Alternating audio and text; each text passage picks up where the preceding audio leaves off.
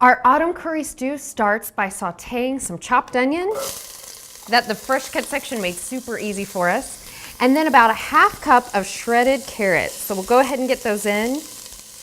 And then we're just gonna let those go until the onion gets translucent, a little brown. Now at this part also, I like to add about half of the curry that we're gonna use because this gives the curry a chance to get slightly toasted. Then we're gonna add minced garlic. Now this is about 3 cloves. I like a lot of garlic. You could easily back off a little bit of this, but you're gonna let that saute for about a minute just until the garlic's fragrant. Then we're gonna stir in a 1.5 to 2 cups of chicken broth. But at this point, make sure that you take your spatula and scrape up the flavorful brown bits on the bottom of the can. That's really gonna flavor your stew.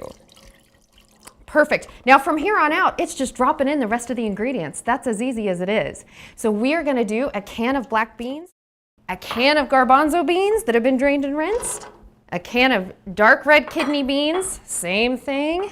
Canned beans are one of my favorite ingredients because you could add them to so many things. So this is a budget-friendly recipe and a time-friendly one as well. Then we add a can of diced tomatoes that have been drained, a can of corn, and our other seasonings, which is the rest of our curry, about another 1.5 teaspoons, and some ground cumin.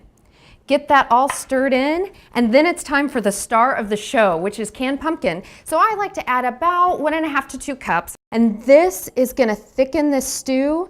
Okay, so the final thing is we want a good bit of salt, about a ½ teaspoon to a teaspoon, and then some freshly ground black pepper, and then some sliced green onions that I also picked up from the fresh cut section. And we are gonna let this simmer for about 15 minutes. So while this is simmering with the lid half on, we're gonna go make our homemade croutons.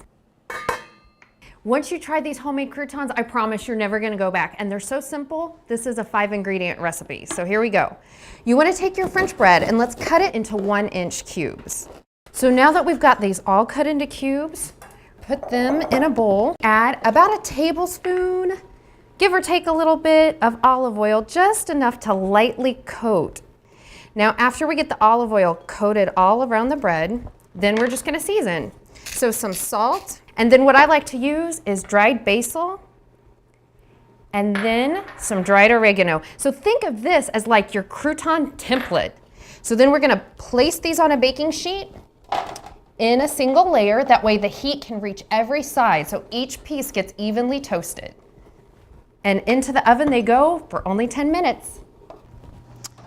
Oh my goodness, check these out.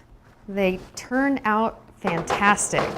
Now to finish up our stew, we just turn off the heat. Oh, this looks delicious. Then we're gonna stir in a can of evaporated milk. So I like to do this a little bit different and serve it in mugs for my family. Let's get a few good ladles in there. Then we'll top it with our croutons.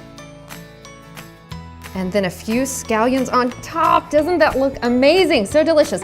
And this sweater meal is ready to serve.